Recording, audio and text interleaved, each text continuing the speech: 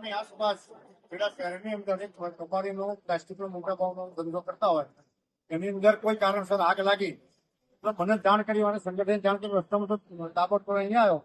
અહીંયા પ્રાંત મામલતદાર સાહેબ નિવાસી કલેક્ટરને આદેશીને જાણ કરી તાત્કાલિક ફાયર બ્રિગેડ આજુબાજુ શહેરની અંદરથી નડિયાદ, આણંદ, બારેજા, ખેડા, અમદાવાદ, અસલાલી દરેક જગ્યાએ ફાયર બ્રિગેડ એના કંટ્રોલ કરવા 2-2.5 કલાક થયા. કંટ્રોલ કરવાની તૈયારી પણ લગભગ કંટ્રોલમાં આવી. આ કઈ જગ્યા છે અત્યારે? ખેડા શહેરની અંદર અંબિકા કોમ્પનીની સામે, સિવિલની સામે. શું શું હતું અંદર?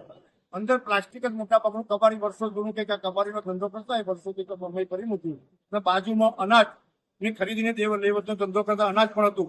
જેના કારણે પ્લાસ્ટિક અતિશય વધારે હોય એટલે કંટ્રોલમાં જો આપણો વાર લાગે છે પણ હવે કંટ્રોલમાં આવી જશે. કોઈ મોટું નુકસાન? કોઈ જાનહાનિ નથી. કાકા કબાડીનો મળે કોઈ બીજી જાનહાનિ નહીં, પણ કબાડી નતું મોટા ભાગે અંદર રેસિડેન્ટ થી દૂર હતું, શહેરની અંદર હતું પણ રેસિડેન્ટ કોઈ નતા એટલે કોઈ જાનહાનિનું નુકસાન નથી. સાહેબ, ફાયર સેફટી નો અભાવ એવું લાગે છે? ફાયર સેફટી વાળો ખેડા શહેરની અંદર ફાયર સેફટી છે.